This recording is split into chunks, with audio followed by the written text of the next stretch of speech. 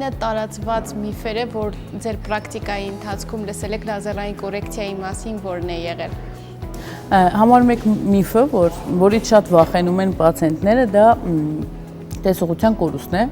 կուրանալը, դա պրակտիկորեն անհնար է։ Վատագույնը, որ կարող է լինել լազերային կորեկցիայի դեպքում, դա շատ կոպիտ բժշկի կողմից սխալների դեպքում դա մաքսիմալ տեսողություն չունենալն է, որը իհարկե կանխատեսելի է, այսինքն անհնար է նման բան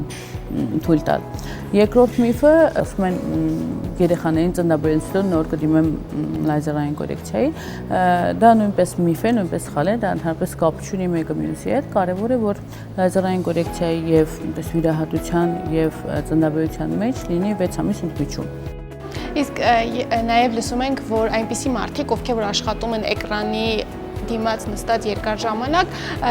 տեսողությունը պահպանելու համար, նաև եթե վիրահատություն է ենթարկվել մարդը, պետք է պաշտպանիչ ակնոցներ կրի։ Պաշտպանիչ ակնոցները դրանք պարտադիր ցուցված չեն բոլորին, այստեղ ավելի կարևոր է տեսողական հիգիենայի պահպանումը, այն է 20 րոպեն